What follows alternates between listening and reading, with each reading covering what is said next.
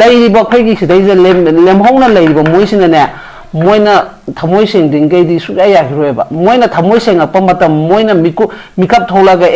Imagi Meira Kannaba Khongchat, Moina say, Sumana Lower and Miko having Mo Kusana, Mama Totariba, Moina Kusana Dingay, who's actually have what the Sarkasi Suneta saying, what the cookie room the Malalaga Tambewa never come back. Mo emulator, I have one neighbor. A quarter of Puggy Moy, passing the Hemula or Tomo Ioba. Kanglas the name when wasang no law of women. Now, 18 of Wasapom to lay head up. When the pop to say, I am my family, the one of Madugi Pass the Panganism will come there like as a Pangi don't can live winner. But do not who's you high over a quaggy D lady bar, who's in the CM or in the Tonga and a Contigi cover putting them Moy Mangata and Telebdo, Moy Amata or in a lady, when the CCM, but the Yare have a Moy Janhana Piel over that. Come back.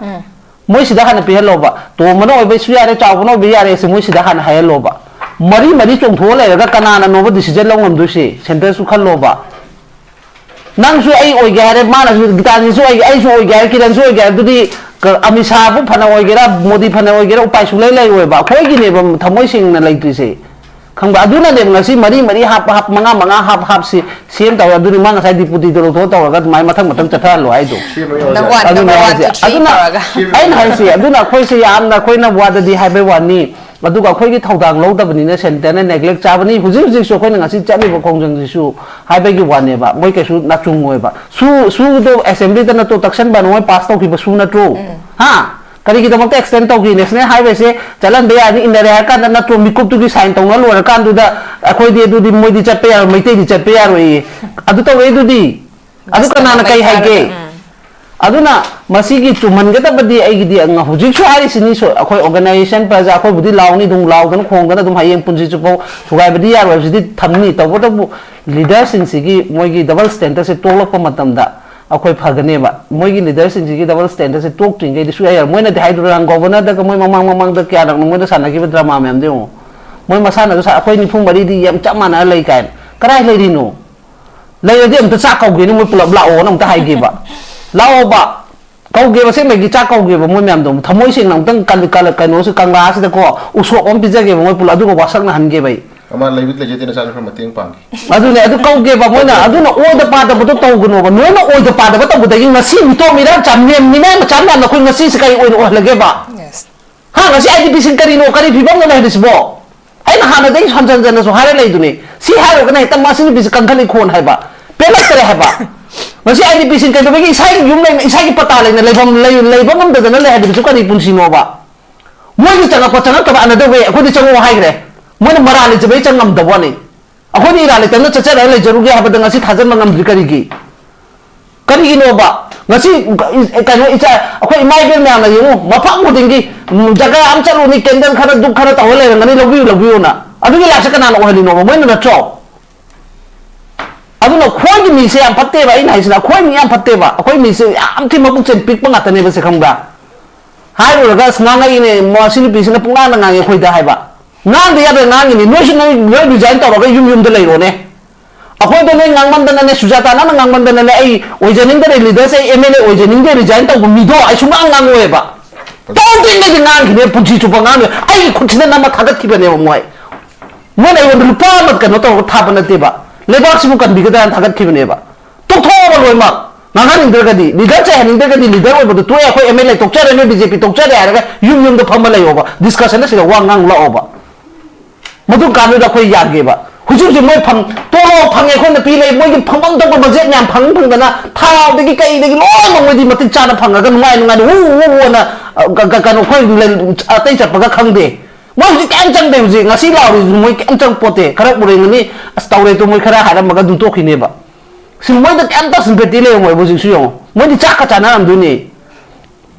Aduh na sumba macam saya aduh lagi dia hajar kata di plaza aku se. Plaza aku se ya, anda section bamatam jauh apa ni kau se. Isi dah aku ni sum ya hai dan ni masih ki tongthok tongjing di kanggu macam se masih utang gian tahan ba. Moi si blok aku ni kan notau hai benda matam kerap punishment pi bamatok tay ba. Saat itu lagi hai tergadi mai ki lagi tam nama mau dah tuition tu han bani kang di kan ni. Honahan bamatok tay. Aduh main tahu tu na. Moi si matam kerap aku ni na. Hujung suspend lagi ni harau lagi bodoh. Aduh main tahu tu na. Cahi mangari moi suspend tham bira se ba. aduga atopa amam phamala se assembly sida mo phamba ngamjadare haijabane bo moina haijai do khodi ngamdre laibak se khoi control kem taw ngamaroi hairaga leijara khram ne mo khodi suspend dana aduna moisina mo kamai thaglap tu nusine ba ina khali se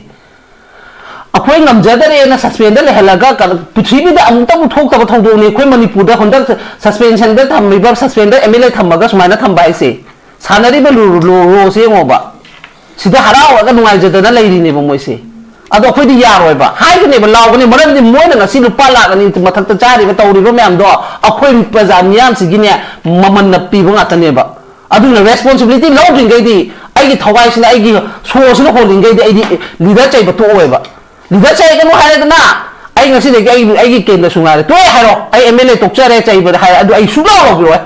das tawe so habi roi kem habi roi bai panjaroi ba adu ko mami tholo ba kira nei hai se na to ato mo mo sung cha lai ge ko sung wa lai oi ge adu de ko sung ngang ta na to ko na thagat ki bani na adu na suga ya ni de adu na in hai sini ne na thamoi se nya ran tang la la o usop tong ge adu ko noi chak chaw la adu da seng ma hai na ro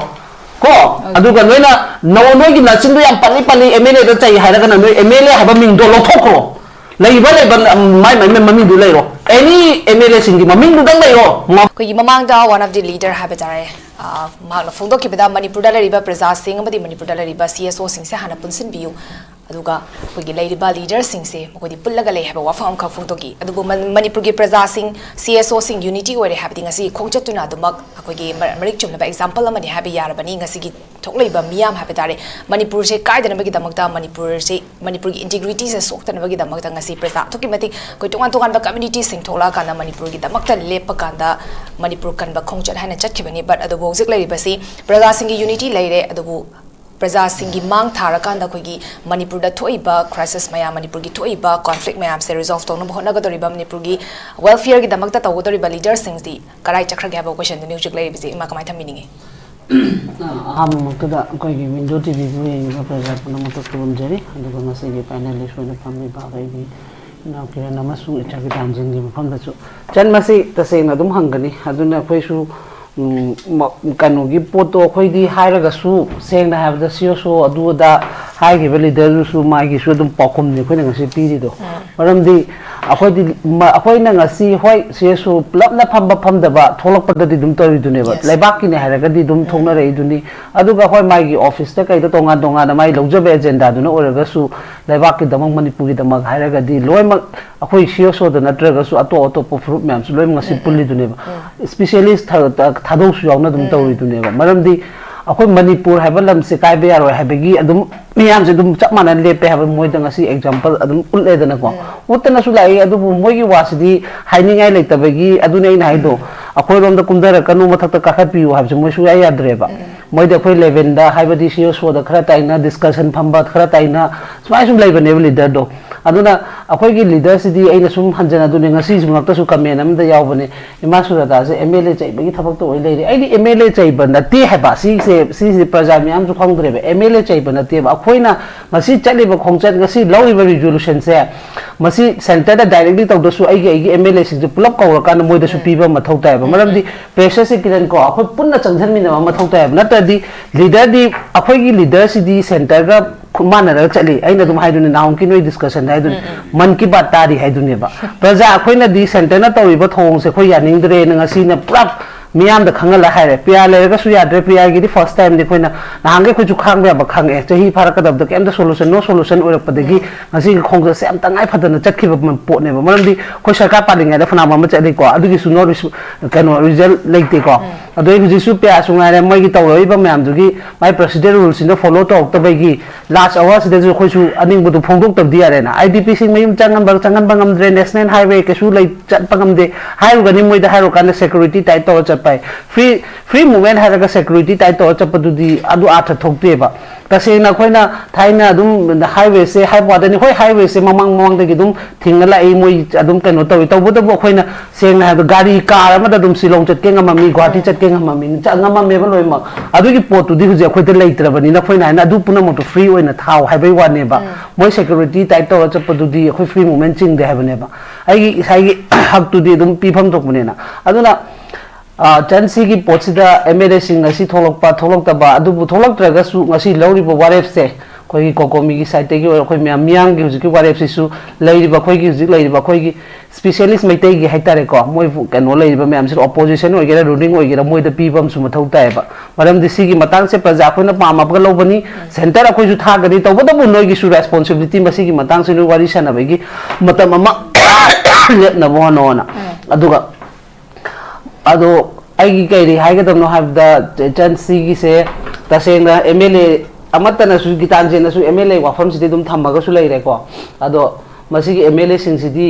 Fanaa high साबदनी मोगी थमोइदा मिनुंगसी हाबदो मचेत अमता याउदे हाबसे अदुम हारगा सु लाई हुजि सु दुम याउद्रिबा मोय हुजि दुम पार्टनरी से खाली नु येंगोने Facebook तो ओरो अदुदेगी कनो दो ओरो खबर अयुकी दो ओरो सेम दोरे अदुना पाइ दोरे सेम दोरे अदुना लेबा के सुमाइन तौदा आईडीपी चंगन दबसे करी मरम की चंगन दिबा हाइदना सुमाइन तौदना एमएलए खरा हौनरा गवर्नर उनरबे कायदा अदुम बदि खबर अमता लेतरे खाली मोय की सेम दोरेगा तौ दोरेगा सिगी पोचदा अदुम मोय ngaw लेखरेबा अदुना मोय ngaw बसिगी वासे yang kan aina wa oina khananingdre di moy adu shopudi akhoi gi matam amadi election habase lakhini dana hoi 27 da lakpe 29 da lakpe one day di lakhidoi ne ba si khoi ningthau gi pari puri na dum chathagi da continue na te ba adu gi lakpa matam da मखोई पाखुम region तो अखोई अदुदा दुम पीरगे न खलगा प्रजा न दुम ngai लेरा बनेबा मरम दि मोयना हुजि खलंगनेबा ए कौरप मतमदा प्रजा खरा दे खोइन हाइबदा मोयगी कैंपेन दो ओरो मोय केनो तो बदो मोय यारी न मोयना दि मोय वखल द खलंगनेबा याब नते नो मोय दि हुजि हुजि पाइ न माइ माइ केंद्र दु दि सेमनिंग बा सहानिंग बा म्याम म लेबनिना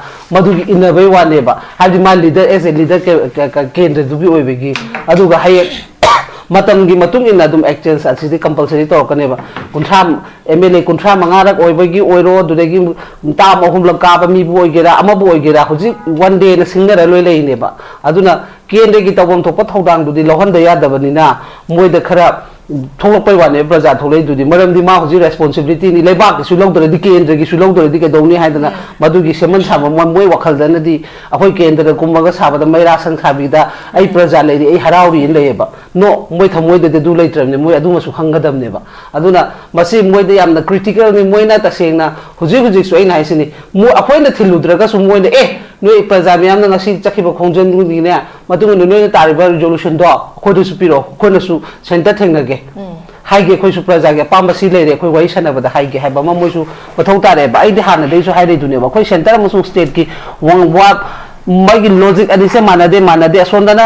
खोइ कम्युनिटी क्राइसिस ने हाइले सोंदना खोइना फॉरेन कुकी मिलिटेंट नाम चंगपै ने हाइले सिगी अनिसे पॉइंट एजेंडा मानदना दुम लेरे दुम हाइदुने हुजिकसु हाइबे वाने मो याउद्रगदि अखोइना ngasi लाउरिबा बॉयसे अदुम नेमदा किने मरमदि ngasi भारत सरकार दा पालिबसे लोय हर स्टेट न खंगबनेबा मागी पावर से क्या फुलफिल होइगे हाबदा लो बाउता चना लक्तिनि गिरा नत्रा आइना हाइसे यामथिना मसैसिदा अखोइना थेंगनबंग नहामक्तसु अखोइगी नेशनल हाईवे की तौबदो अखोइगी पोतो दुम 27 दा ताबदे दुसु दुम तारीख से तारीख मार्च 30 दे थोखरेबा अदुना हुजिकसे यामना क्रिटिकल ओइबा मतमनिना मसैसिदा खंदाबिरगा मथन कानिंगगदि लेबाक्सिदि खितंग मचेदम तोइसु मिनुंसि यावगदि मदुगी पोतो खोइना मोइना ओइना लौबिरगा ए कोकोमी नोइना सुमाइ ताखिबदो कराइनो पेपर दो खोइ टीम सिना सुमाइ चलगा गमतंग वाइ सनोगे काइन अदुदि होय मोइना कानो ngasi थोइबा अखोइना चलिबा खोंचत सिदा मोइना चप्पा याउद्रगसु अरमाइना लौबगिसु हक खरदि दा का मरमदि कैगिनो हाबदा येंगो चन अखोइना दि प्रोटोकॉल कनोना दि हाइबगी तांजेना दि प्रोटोकॉल मोइ काइबा काइदबा लेंगनि मोइ थोलक्ट्रि दो हाइदो प्रोटोकॉल कमाय काइदोनो दिल्ली दा जंतर मंतर दा सेपरेट एडमिनिस्ट्रेशन पीयू हाइदना तोंगान ताहलु हाइदना एमएलए क्यानो आदा फमगिदो हा क्यानो फमगिदो अदुसु हरो पन मई ngang चाइ ngai matam du de Delhi दा फमग्रम ने मिदि अदुसु एमएलए ने मदुसु मणिपुर की एमएलए ने फमिदो अदुगा ngasi अखोइ गिन कदोबे दुम काइबा लेतुइनो तौरोइन तौदबने मी प्रोटोकॉल लाई लय करा दे प्रोटोकॉल मोय दास तौदुसु प्रोटोकॉल काइ नि कैनो लोय काइ ने बदुइ वादी अदुना अदुगुम्बा मा हाइबदि आइगी कनोदुगी प्रजागी खल्लगने मोइसु अदुदर आइगी प्रोटोकॉल ओइगेरा मो लौदे आइ प्रजागी भोइस थांगते यादेना एज ए लीडर मोइ अराबो ओरगा सु लीडर मिगी मथौ नादे दु फुदोइ दुने बा माइ तौदना मसिगी दुसु अदुम यावगे दि यावबो यायबा मरमदि मसैसिदा अखोइगी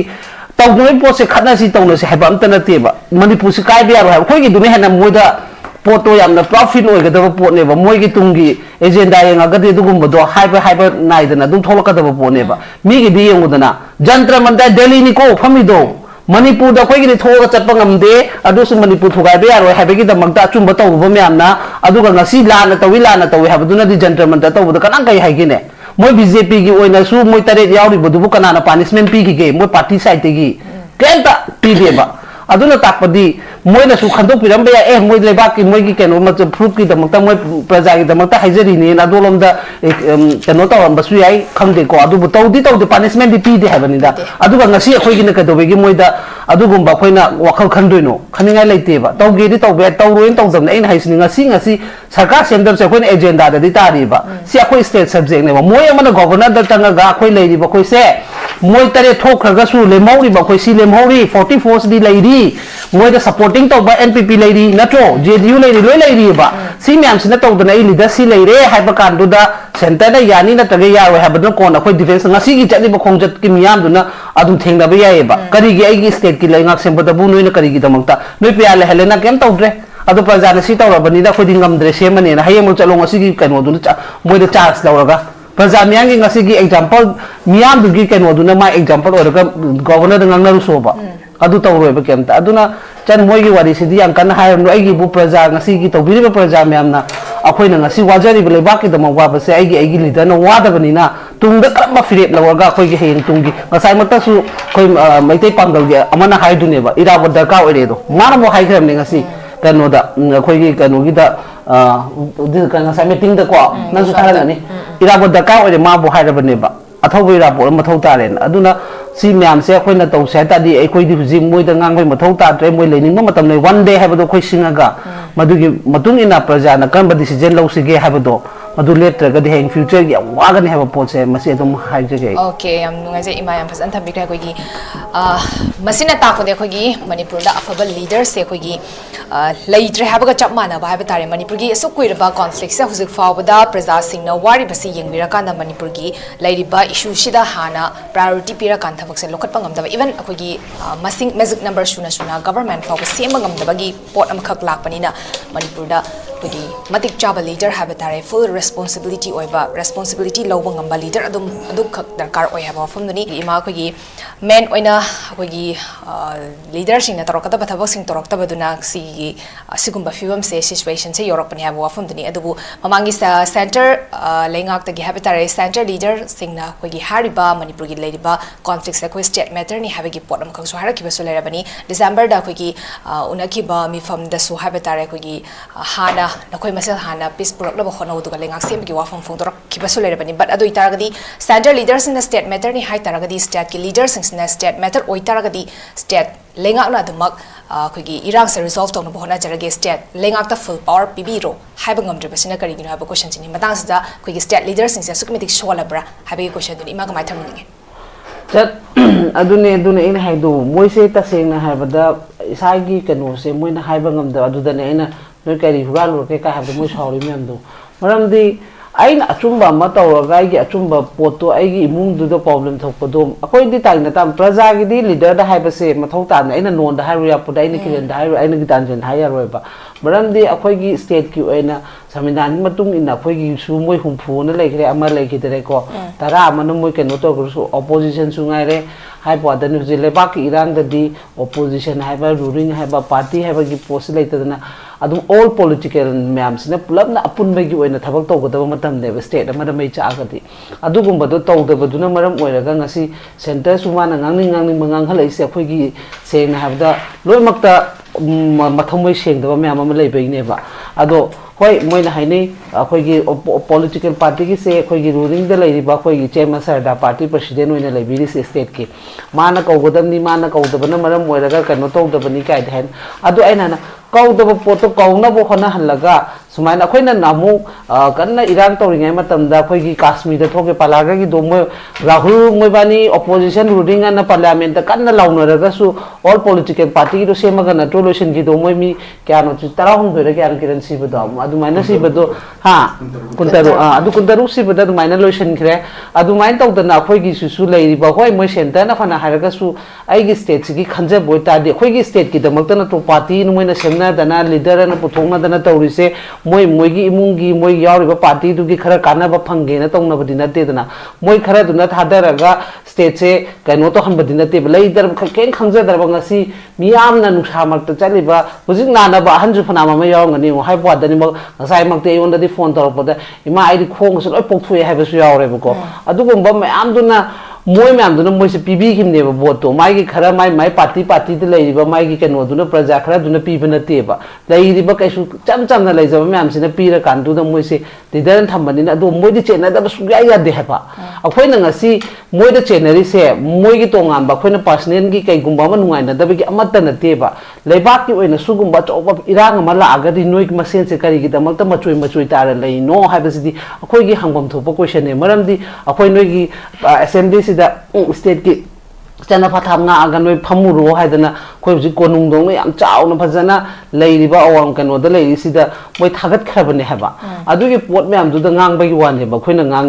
मोगी हाइब वादनी लेरिबा लीडर दो ngang मोगी पर्सनल कनागुम ममतदि खोइना ngsi सोगा ngang देना माय फैमिली ओरो कनागुम ममतदि हाइदे खाली अखोइना मिहुने पीबदु ngang बने अदुना मोगी हाइरकनी हैबदि अखोइगी सोनगी लेरिबसे पुचेन सेंग्रीबा तसेंगना सेंग्री सेंगनबा मानबाय वानी सेंग डबल स्टैंडर्ड छाना लेरिबा मोइसु खमब्रा सेंटर दना मैम यानबा मालगा चपै वानी प्रजा की खरा मित्रंग छानाबादो अदुगा हुजि हुजि की ओइनदि मोइ मसेंदा सु थमोय अमता सेंगनदबनिना मीगिदि ngangningba सेंटर गिदि दुम थमकनेबा अखोइगी सोनदगी न चप मानना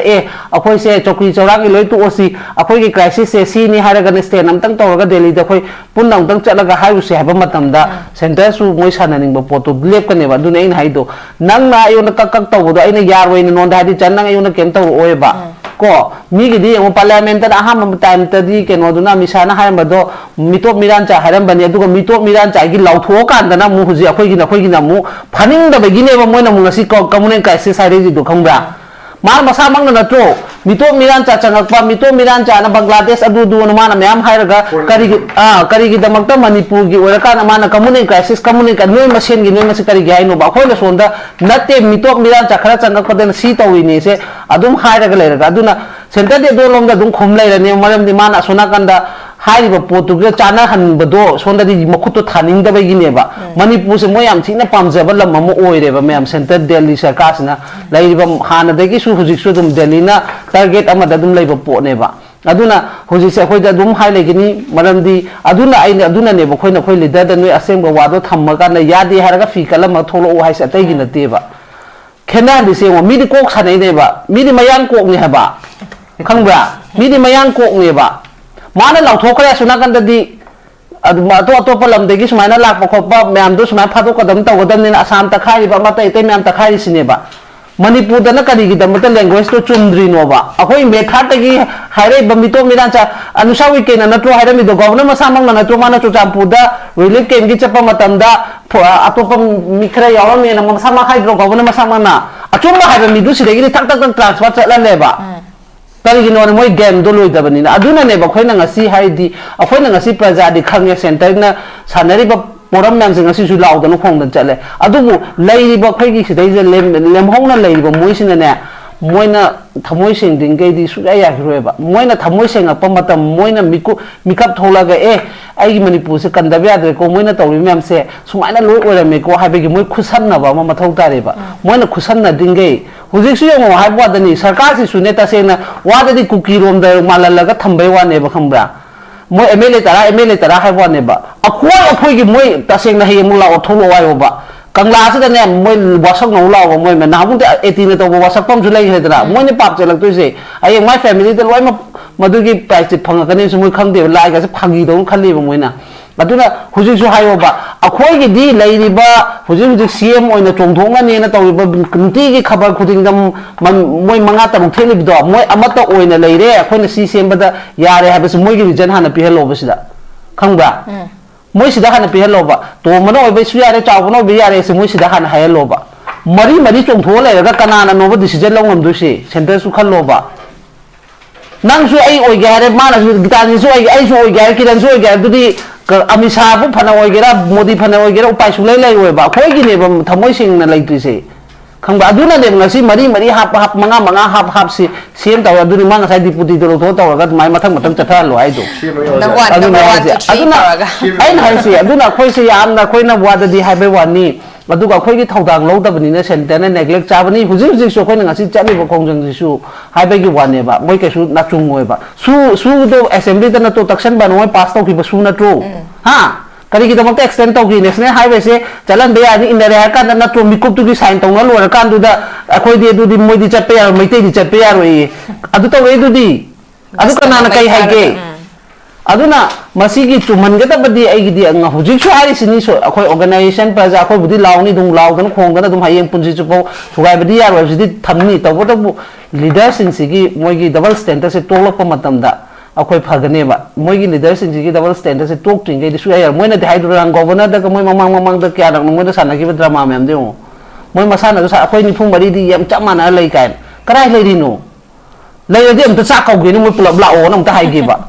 lao ba kau ge ba se me gi cha kau ge ba moi mem dom thamoi sing nang tang kal kano se kangla se ko usok om pija ge moi pula du ko wasak na han ge bai ama leibit le jete na san from mating pang adu ne adu kau ge ba moi na adu na o da pa da bu to guno ba no na o da pa da ba to bu da gi ngasi mi to mi ra cham nem mi na ma cham na ko ngasi se kai o la ge ba yes ha ngasi idp sing kari no kari phibam na dis bo ai na hana dei han jan jan so hare lai du ne si haro ka na ta ma sing bi kan khali khon hai ba pela tere hai ba